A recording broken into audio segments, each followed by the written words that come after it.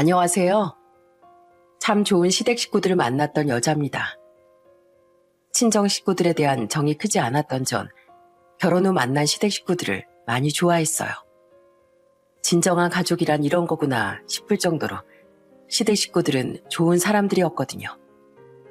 하지만 가장 중요한 한 사람, 남편이란 인간 때문에 저는 더 이상 그들과 가족으로 남지 못했습니다.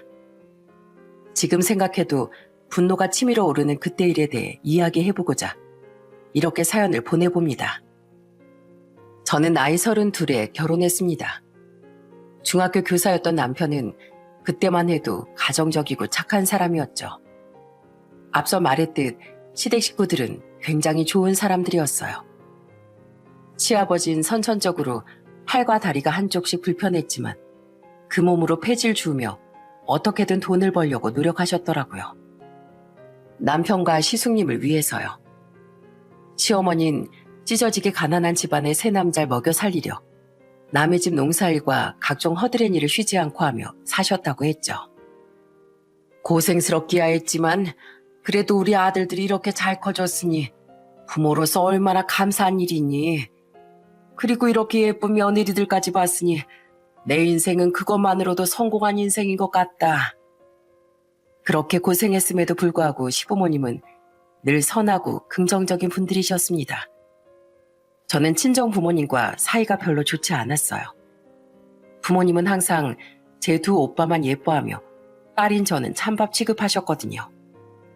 그런데 시집을 와보니 시부모님은 저와 시숙님의 아내인 형님을 친딸처럼 귀하게 여겨주시더라고요. 세아가, 너 어릴 때 갯벌 체험 한 번도 안 해봤다고 했지? 왜 저번에 부모님이랑 그런 체험하고 다니는 애들이 많이 부러웠다고 했잖아. 이번 주말에 우리 다 같이 서해로 놀러 가자. 이 시애미가 우리 며느리 가슴에 한이 안 남게 조개 잡는 법, 맛조개 캐는 법 다 알려주마. 우리 그걸로 맛있는 조개구이 해먹고 오자. 제게 이렇게 말해주시는 시어머니와 며느리들을 가끔은 우리 딸들이라고 부르며 아껴주시던 시아버지를 어떻게 좋아하지 않을 수 있었겠어요.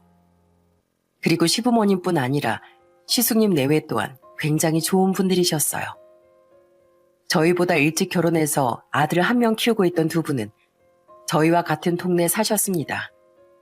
때문에 우린 주말마다 식사도 하며 함께 많은 시간을 보냈죠. 남편과 남편보다 4살 많은 시숙님은 우애가 남달랐는데 그건 시숙님이 제 남편에게 은인 같은 분이었기 때문이었어요. 우리 형은 원래 공부도 잘하고 대학에 꿈도 있었어. 근데 그때만 해도 집이 너무 가난해서 학원조차 제대로 다니지 못했지. 결국 형은 대학을 포기하고 성인이 되자마자 공장에 취업했어. 그렇게 돈을 벌어서 나만은 꼭 대학에 보내주겠다고 말이야. 시숙님은 잔업과 철학까지 마다하지 않고 돈을 벌어 남편을 학원에 보내고 대학 학비까지 전부 내주었다더군요.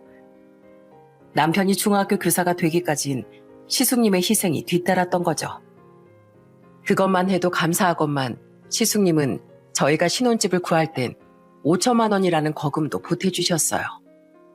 시숙님은 20대 중반에 들어서부턴 타일 기술을 배워 타일 기술자로 일하기 시작하셨다고 합니다. 성실히 일한 덕에 이후론 작은 사업장도 꾸리고 경제적으로 여유가 생기셨다고 해요. 그랬으면 이제 자신을 위해서만 돈을 써도 충분할 텐데 착한 시숙님은 그렇게 번 돈을 또 남편에게 보태주셨던 거예요. 또한 저희가 결혼한 후에도 시숙님은 남편 생일 때만 되면 선물이라며 용돈에 나중에 저희 애들이 태어났을 땐 봉투에 100만 원씩을 담아 건네주기도 하셨죠. 너무 미안해하지 않아도 돼, 동서. 이 사람한테 가족에 대한 마음을 빼면 뭐가 남겠어. 우리 친정에도 너무 잘해서 우리 친정 부모님이 제발 그만 좀 퍼주라고 말리시고 난다니까. 아까워할 법도 하건만 형님은 그 모든 걸 이해해주던 마음 넓은 분이었습니다. 게다가 저도 어찌나 친언니처럼 챙겨주셨는지 몰라요. 결혼한 지 4년 뒤에야 아들을 낳고 그로부터 2년 뒤엔 딸을 낳았던 전 큰애를 낳기 전까진 참 많이 노심초사했었어요. 아이가 생기지 않아 조급하기도 하고 속도 많이 상했거든요. 그때 늘 저와 산부인과에 동행해주고 위로를 아끼지 않았던 분이 바로 형님이었죠. 남편도 절 위해주었지만 같은 여자가 제 마음을 가장 잘 이해하지 않겠냐면서요. 어머님, 이제 그만 서울로 올라와서 저희랑 같이 사세요. 장남이 제 남편이랑 제가 이제 어머니 모시고 살게요. 제가 결혼한 지 5년 뒤인 딸을 임신했던 해엔 안타깝게도 시아버지께서 병환으로 돌아가셨습니다.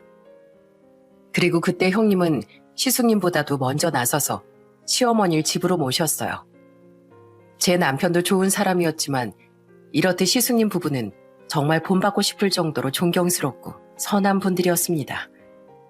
저는 이렇게 고마운 시어머니와 시숙님 부부에게 항상 감사하는 마음을 가지고 살았어요. 그렇게 행복하게 살던 와중 균열은 저희 집안에서부터 일어나기 시작했습니다. 결혼한 지 8년쯤 지났을 때부터 바로 착했던 제 남편이 이상하게 변하기 시작한 거예요. 나이가 들고 세상에 찌들어가며 남편은 이기적이고 자기밖에 모르는 사람이 되어갔어요. 아, 진짜 그러게 내가 운전 좀 조심해 사라고 했지? 자동차 보험비 오를 거 아니야. 그렇게 대중교통을 타지 왜 괜히 차를 몰고 나가서 사고를 내? 애가 아픈데 그럴 정신이 어딨어. 그러니까 내가 애가 열이 펄펄 난다고 응급실 좀 가자고 아침부터 깨웠잖아. 근데 새벽까지 게임하고 자느라 피곤하다고 안 일어난 건 당신이잖아. 그리고 애들 데리고 나갔다가 내가 사고가 났으면 걱정부터 해줘야지. 지금 자동차 보험비가 문제야? 내가 평소에 애들 가르치느라 얼마나 힘든데 아내가 돼서 당신은 게임 좀 하다 늦잠 자는 것도 이해 못 해줘? 그리고 안 다쳤잖아. 그럼 된 거지. 아, 진짜 돈 아까워 죽겠네.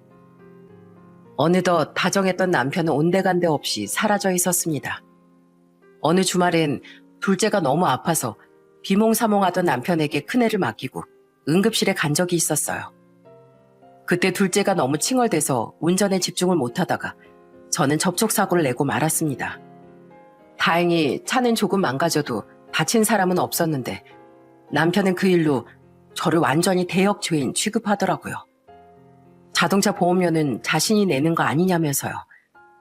그 와중에 자기 쉬지도 못하게 큰애를 맡기고까지 갔다며 얼마나 투덜대기까지 했나 모릅니다. 남편은 이렇듯 이기적이고 절대 손해보지 않으려는 경향이 강해졌어요. 여보, 그렇게 누워만 있지 말고 설거지라도 좀 해주면 안 돼? 나도 그릇 가게 장사하고 들어와서 힘들어. 아니면 나 대신 애들이랑 잠깐 놀아라도 주던가. 나도 힘들거든? 당신 손님 없을 때 편하게 앉아있기라도 하지. 난 맨날 교장교감 눈치 보랴 애들한테 치이랴 편할 새가 없어. 그리고 내가 당신보다 평균적으로 벌어오는 돈도 많은데 그럼 가사 분담도 벌이에 맞게 해야 되는 거 아니야? 게다가 이 집 구하는데 우리 형이 돈 보태줘서 내 돈이 더 많이 들어갔잖아. 그럼 집안일은 당신이 다 하는 게 맞지. 뭐? 치사하게 무슨 돈을 들먹여. 그렇게 하나하나 다 따지고 들 거면 결혼을 왜 했어? 괜히 내가 손해보는 것 같으니까 그렇지. 그리고 다른 집 여자들은 맞벌이 하면서도 집안일도 자기들이 다 한다더라. 당신 자꾸 그러면 나 집 전등 가는 일이나 힘든 일에 안 나선다? 그래야 공평하지. 됐어, 하지 마. 대신 앞으로 당신이 뭐 먹고 싶다고 하면 절대 안 해줄 거야. 밥은 하는 사람 마음이니까. 자신이 살아보니 인생은 밥그릇 싸움이라며 남편은 굉장히 치사한 사람이 됐습니다. 게다가 가정적이던 사람이 친구를 만난다며 밖으로만 나돌고 집에 와서도 밤새 게임을 하거나 혼자 맥주를 마시느라 바빴죠. 게다가 시어머니를 모시고 살던 시숙님 집에 가서도 전과 달리 손도 하나 까딱하지 않으려 하더라고요. 보다 못한 시숙님이 화를 내면 어린애처럼 삐지기까지 하면서요. 야 임마, 지금 나랑 네 형수랑 어머니까지 전부 음식하고 있는데 넌 바지에 손 넣고 들어 누워만 있어? 당장 일어나서 전이라도 부쳐. 아 왜? 나 피곤해. 아 진짜 이딴 명절 같은 건 구시대적이게 왜 챙기는 거야? 난 집에 가서 게임이나 할래. 명절엔 좀 나도 쉬자. 그런 일이 몇 번 반복되자 불편했는지 남편은 시숙님 때, 그러니까 시댁에도 자주 안 가게 됐어요. 심지어 명절에도 친구들 만나 술을 먹거나 게임을 하겠다며 자꾸만 사라지는데 너무 시댁 식구들에게 면목이 없더라고요. 게다가 제가 시어머니께 용돈이라도 두둑이 챙겨드리면 남편은 그걸 또 그렇게 아까워하기도 했죠. 어차피 어머니가 돈 쓰실 일이 뭐가 그렇게 있다고. 거기서 10, 아니 20만 원만 빼자. 어? 그거면 담배가 몇 보른데. 그깟 담배값이 그렇게 아깝냐? 당신 힘들게 키워주신 어머님 생신 용돈 드리는데 사람이 왜 날이 갈수록 치졸해져. 우리 애들이 보고 배울까봐 겁난다, 겁나.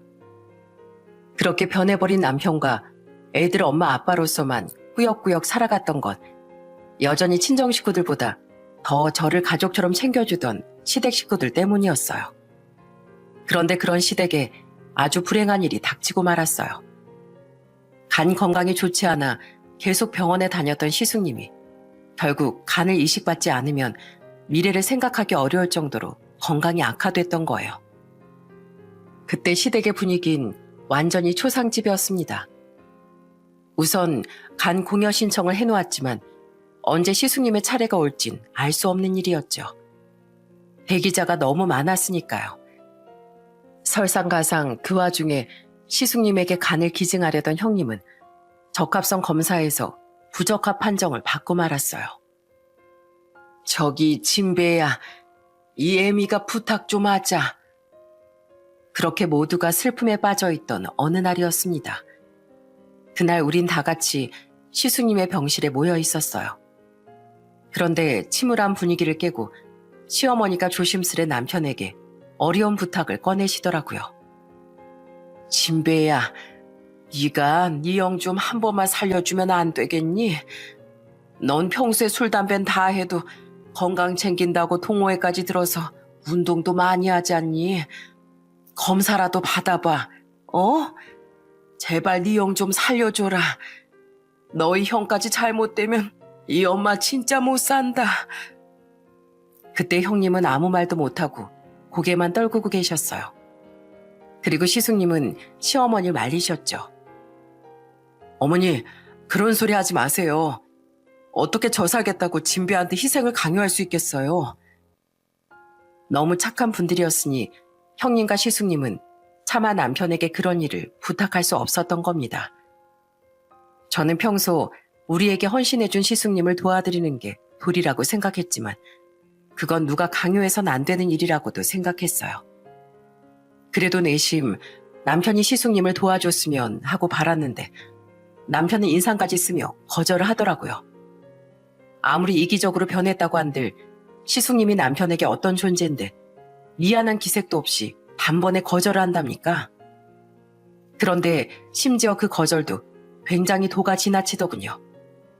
저는 그때 남편의 말을 듣고 충격을 받기까지 했어요.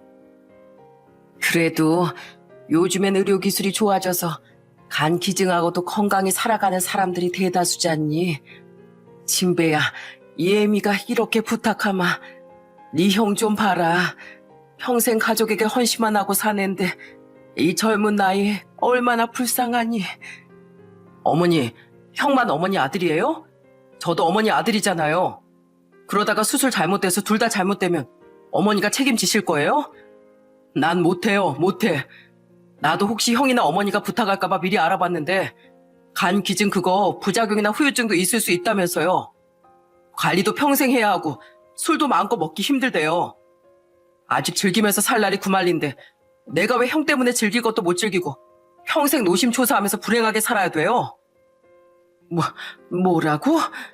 진배 너 아무리 겁이 나도 그렇지 어떻게 말을 그렇게 할 수가 있어?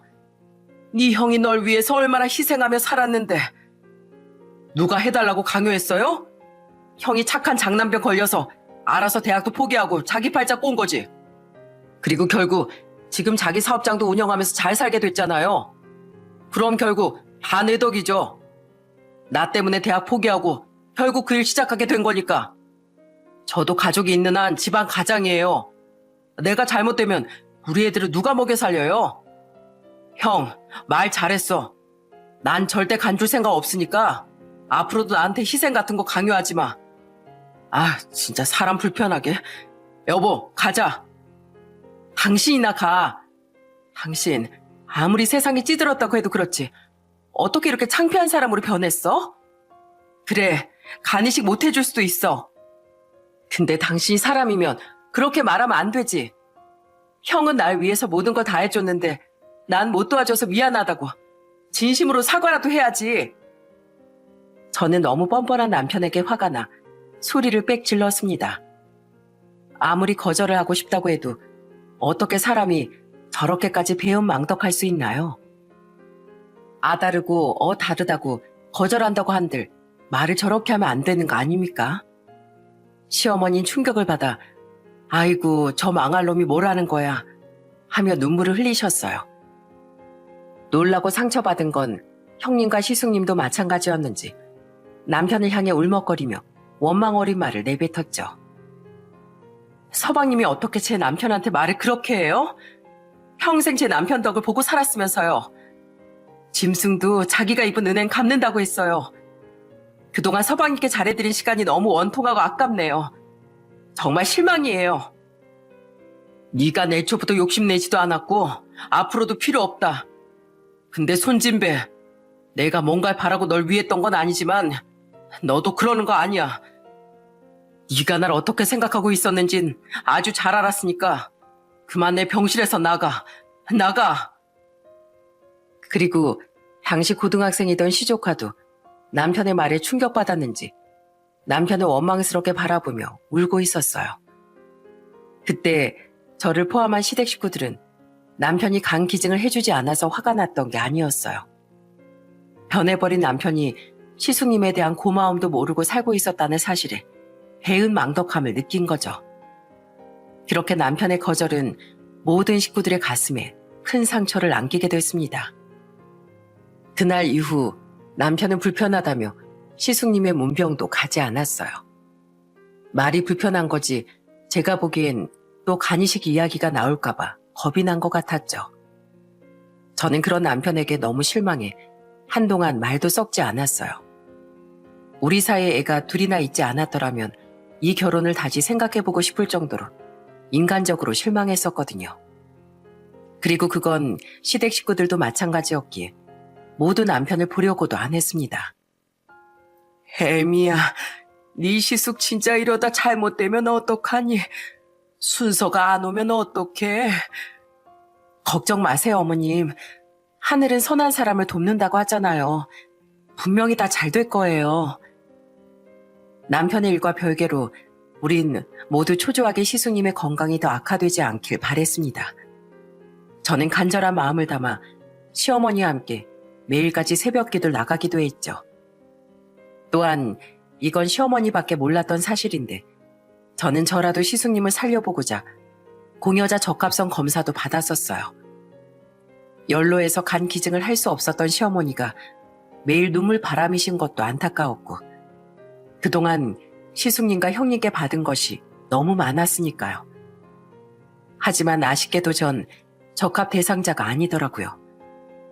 그렇게 공여자를 기다리고 버티던 시숙님은 결국 조카에게 간이식을 받게 되셨습니다. 나중에 형님께 들어서 안 사실인데 조카는 처음부터 자신이 간 기증을 하겠다고 주장했다고 해요. 미성년자도 만 16세 이상이면 부모 동의하에 친족간 장기 기증을 할 수 있어. 애한테 일부러 말 안 꺼냈었는데 자기가 직접 인터넷으로 알아본 모양이더라고. 근데 동생 간도 원래 받으려 하지 않았던 사람이 자식 간은 받으려고 했겠어? 하지만 시숙님은 한창 공부할 나이인 조카에게 절대 간 기증을 받지 않겠다고 버티셨다는군요. 난 대학 문턱이라도 밟아보는 게 평생 소원이었다. 그런데 공부를 그렇게 잘하는 네가 그런 수술을 받았다가 학업도 망치고 인생도 꼬이게 되면 내가 더 살아서 무엇하니? 하는 말로 아주 굳건히 말이죠. 하지만 착하고 대단했던 조카는 코피 터지게 공부해 서울의 명문대 합격증을 받은 뒤 기어코 시숙님에게 간을 기증했던 겁니다. 우리 상현이가 울면서 자기 아빠한테 그러더라고. 이젠 아버지가 원하시는 좋은 대학에도 합격했으니까 제발 자기들 좀 받아달라고 말이야. 아무리 좋은 대학을 나오고 성공한다고 한들 살릴 수 있었던 아버지를 결국 살리지 못하면 그 죄책감과 한이 평생 자기 가슴에 남을 거라면서 자기 가슴을 막 치더라. 결국 그 말에 우리 남편이 져주게 된 거지. 아무리 효자라지만 그 어린애가 정말 기특하고 대단하지 않나요? 정말 자기 부모들을 닮아 참 착하고 대단한 아이다 싶더라고요. 이후 다행히 수술은 성공적으로 끝났고 시숙님과 조카는 안정적으로 회복해 건강을 되찾았습니다. 하지만 그때 멀어진 남편과 시댁 식구들의 사이는 돌이킬 수 없었죠. 그 뒤 시어머니와 시숙님 내외는 남편에게 연락도 잘 하지 않으셨어요. 그런데 오히려 남편은 뻔뻔하게 전보다 자주 시댁에 찾아가며 이러더군요. 어머니, 왜 제가 오면 말도 잘 안 거세요? 저도 그땐 우리 애들 걱정되는 마음에 도가 지나쳤다고 사과드렸잖아요. 형 수술도 잘 됐고 형도 상현이도 건강하면 된 거 아니에요? 어떻게 지금이라도 제가 형한테 줘요? 그럼 마음 푸실래요? 형수님, 저도 그렇게 양심 없는 놈 아닙니다. 그 뒤에 형 문병 못 간 것도 너무 미안해서였다고요. 그러니까 우리 전처럼 다시 잘 지내봐요. 네?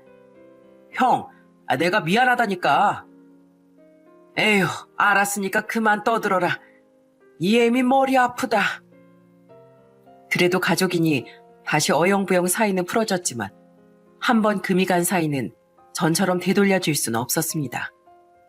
남편 빼고 저와 다 같이 있을 땐 화기애애했던 시댁 분위긴 남편이 끼어들기만 하면 대화도 끊기고 어색한 분위기가 흐르곤 했죠. 또한 평소 저와 저희 애들에겐 밝은 모습을 보였던 조카는 남편만 보면 한마디도 하지 않더라고요. 남편은 집에 돌아오면 다들 참 속이 좁다며 투덜댔습니다. 좀 서운하고 치사해도 가족은 가족이지. 다들 나만 따돌리는 거야 뭐야? 사람 목숨이 장난이야? 그럼 내가 형한테 좀 고맙다고 내 인생을 포기했어 했어?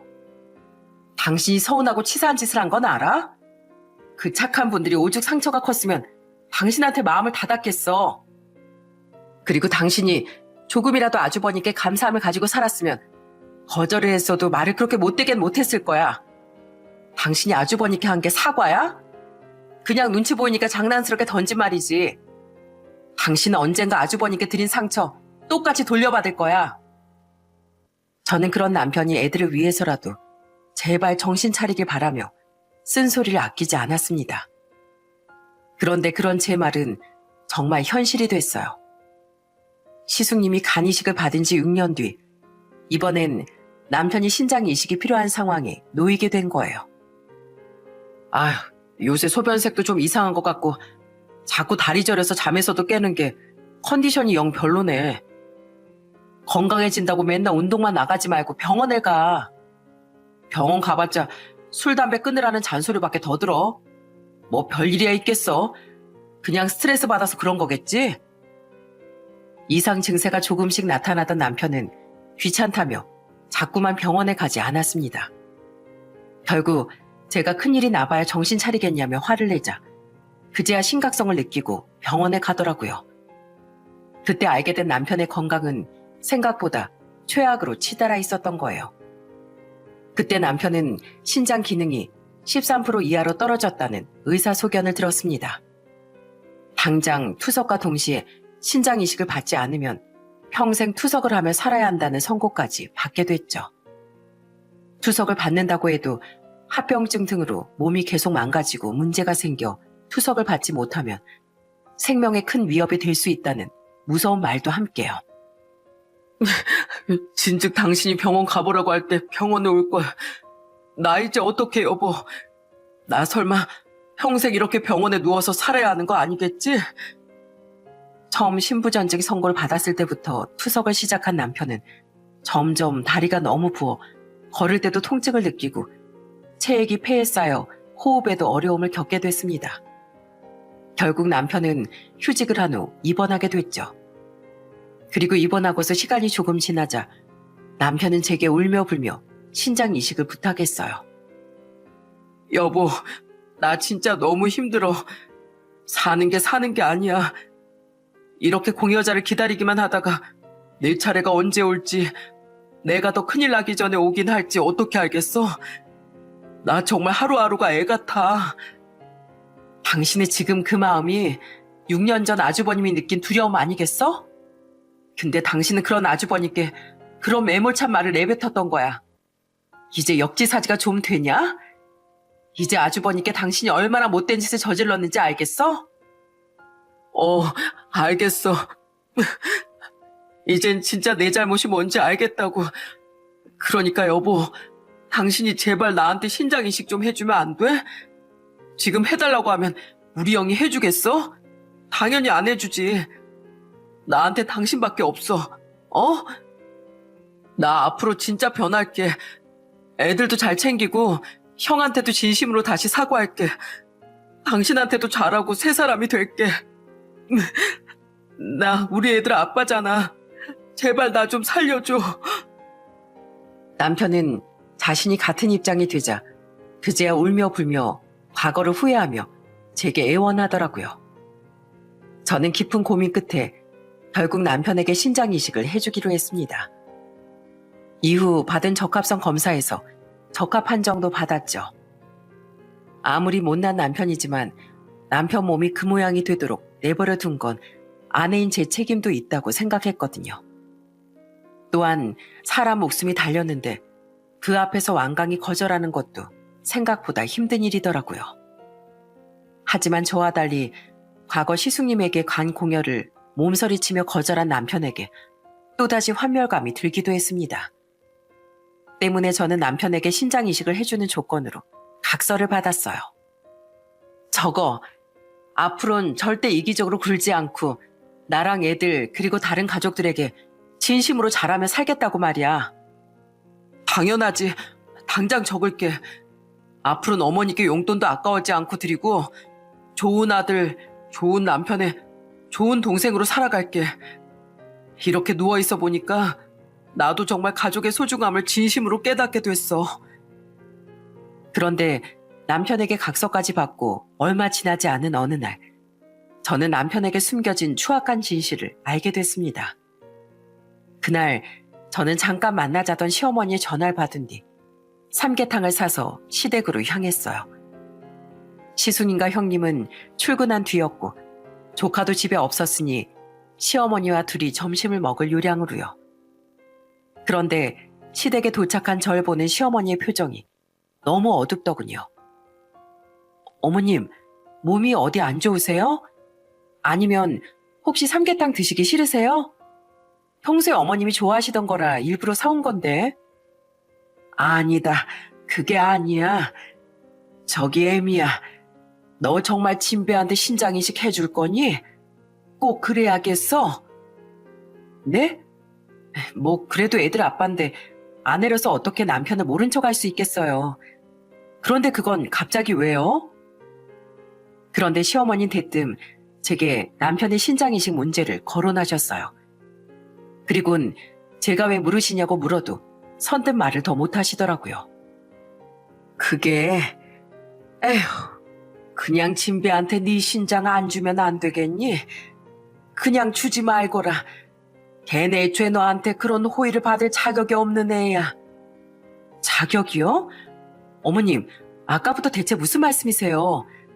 어머님 솔직하게 말해보세요. 저한테 무슨 할 말이 있으신 거죠? 대체 뭔데요? 미안하다, 애미야. 난 이 삼계탕을 먹을 자격도 없는 사람이야.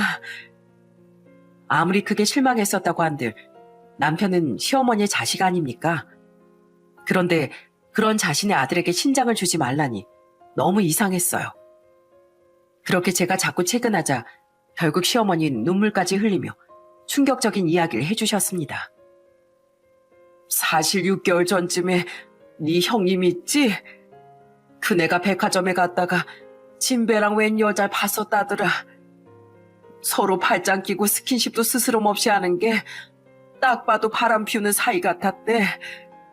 마음 여린 큰애는 차마 너한테 말도 못하고 이 시숙하고 나한테 그 이야기를 해주더구나.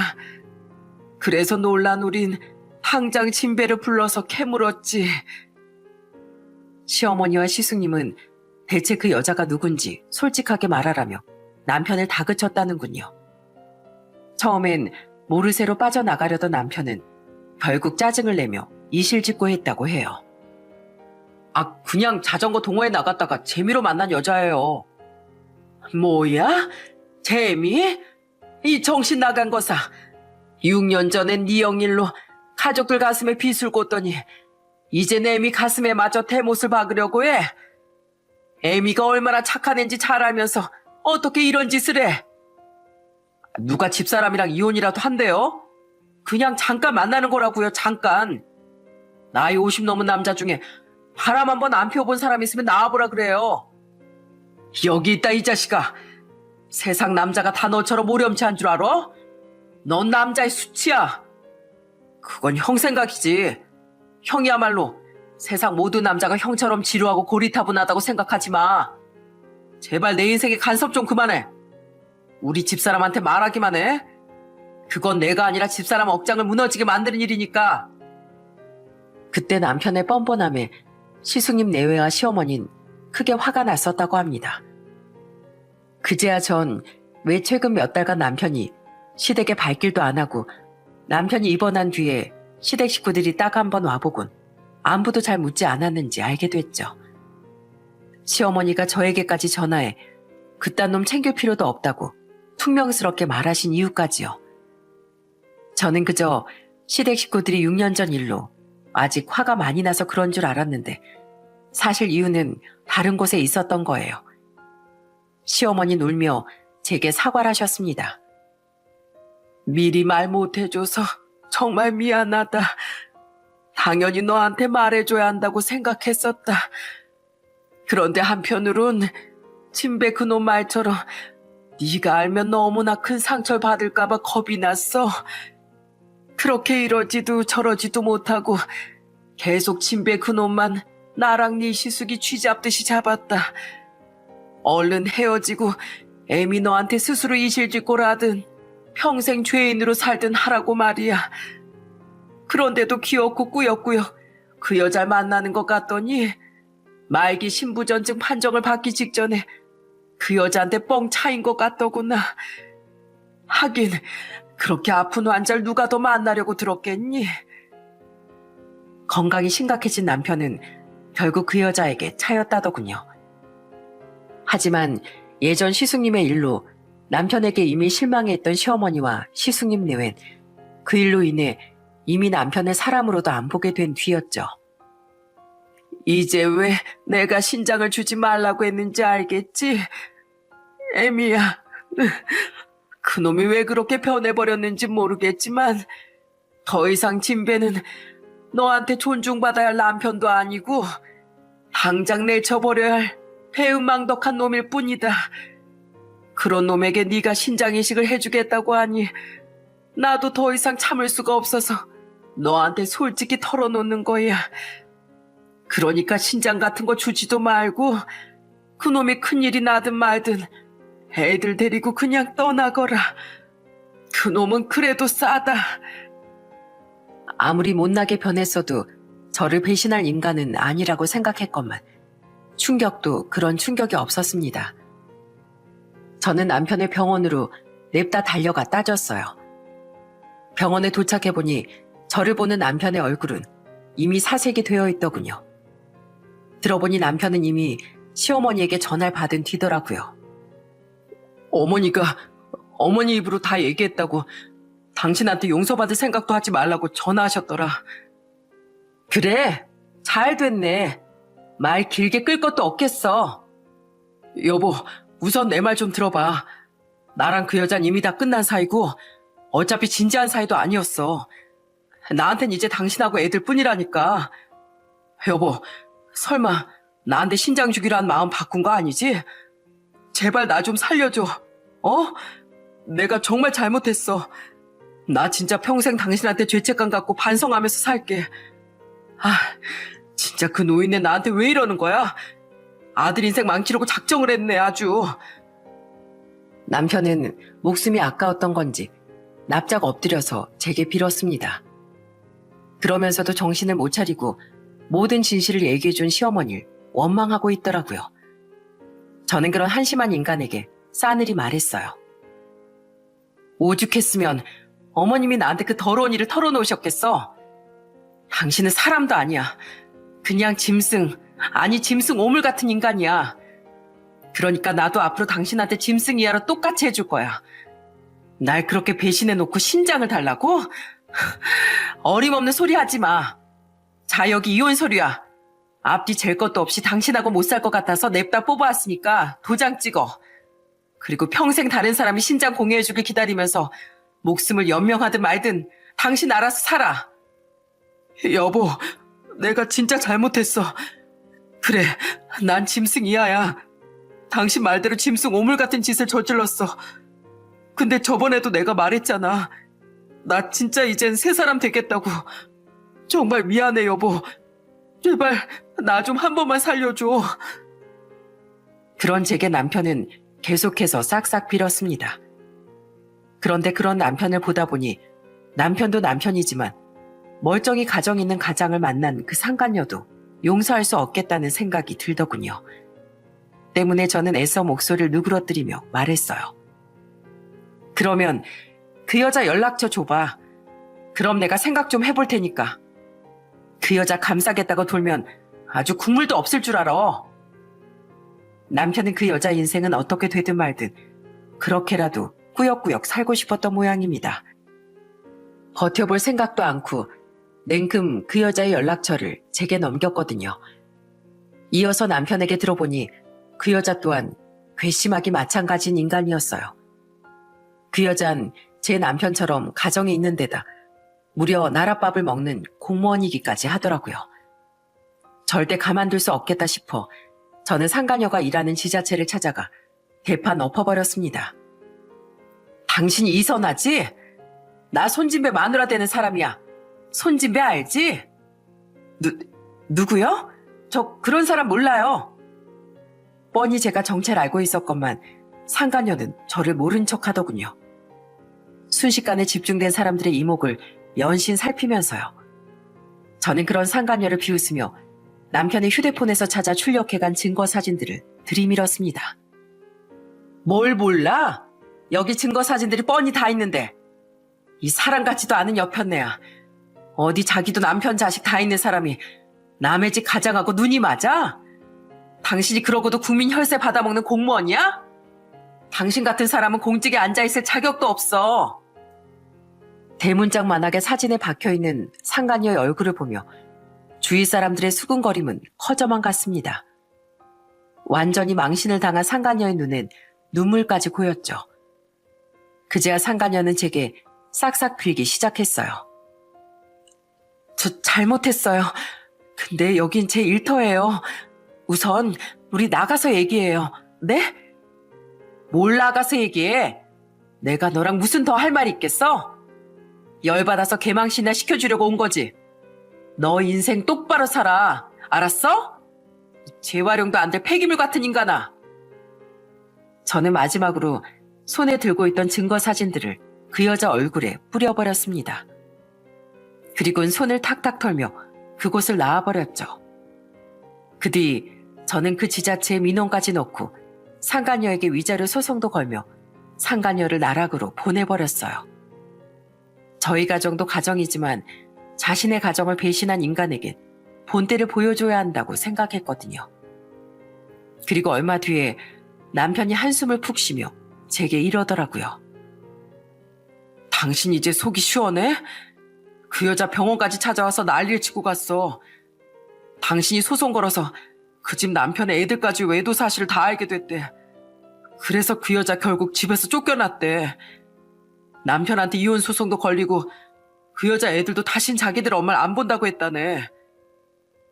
남편의 말을 들어보니 상간녀는 이혼을 당하고 일터에서 징계도 받았다더군요. 그리고 남편에게 자기 인생을 물어내라며 난리를 치고 갔다더라고요. 그 여자도 웃기지 않아? 자기도 좋아서 만났으면서 내가 물어내기 뭘 물어내. 원래 인생은 각자 도생이지. 아무튼 여보, 이제 마음 많이 풀렸지?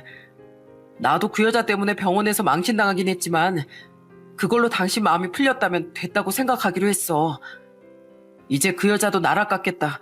나한테 신장 이식 해줄 거지? 아니, 안 해줄래. 아무리 생각해도 괘씸해서 난 당신 용서 못 해주겠어. 전 처음부터 상간녀의 정보를 알아내려고 한 거지. 남편을 용서해줄 생각이 전혀 없었습니다. 생각이 있는 건지 없는 건지 진짜로 마음을 놓고 있던 남편은 화들짝 놀라며 소리치더군요. 뭐? 이건 약속하고 다르잖아. 약속? 내가 생각해보겠다고 했지. 언제 약속을 했어? 당신이 사람이야? 어떻게 사람 목숨이 달렸는데 그렇게 사람을 기만해? 내가 저번에 말했잖아. 난 당신을 짐승 이하라고 생각하니까 똑같이 짐승 이하로 행동할 거라고. 당신도 날 짐승처럼 생각해. 그럼 되잖아. 그리고 내가 예전에 분명히 말했지.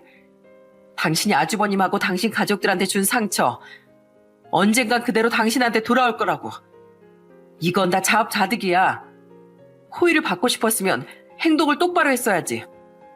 당신은 당신 앞길을 갈고 닦아준 아주버님 목숨도 줘버렸는데 내가 날 배신한 당신한테 왜 내 소중한 장기를 줘야 돼? 어디 평생 오매불망 당신한테 기증순서가 오기만을 기다리면서 잘 살아봐. 뭐? 잘 살아보라니. 당신 진짜 이럴 거야? 우린 가족이잖아. 당신 나 잘못되면 평생 후회할 거야.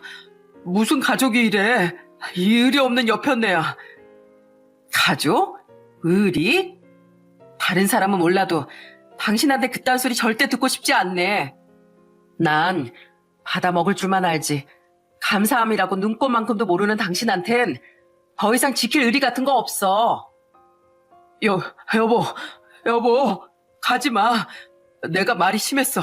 내가 사과할게. 여보! 전 화도 냈다가 애원도 냈다가 난리가 난 남편을 두고 호련히 병실을 나와버렸습니다.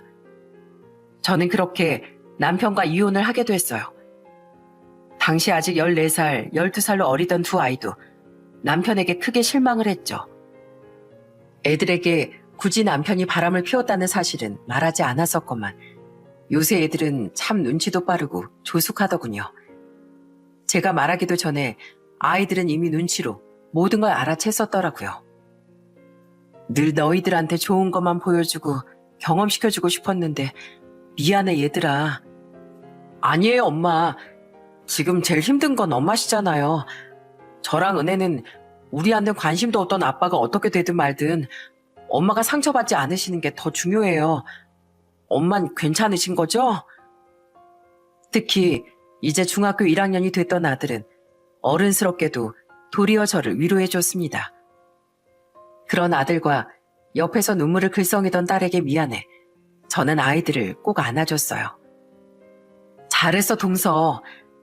그리고 서방님 바람을 처음 목격했을 때 제일 먼저 동서한테 말했어야 하는 건데 못 그래서 미안해. 난 진짜 동서가 크게 상처받을까봐 너무 무서웠어. 잘 결정했다 에미야. 기왕 결정한 거 절대 미안함 느끼지 말고 애들이랑 잘 살거라. 아무리 내 아들이지만 진배 그놈은 그럴 가치도 없는 녀석이야.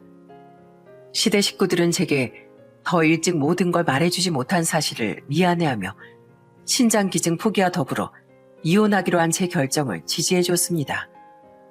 그런데 이혼 서류를 법원에 제출한 이후 남편은 더 황당한 짓을 벌였더군요. 이 모렴치한 인간이 시수님에게 연락해 신장기증을 부탁한 거예요. 형, 나 하나뿐인 형 동생이잖아. 형이 그렇게 애지중지하던 진배 내가 불쌍하지도 않아? 나 진짜 너무 힘들어.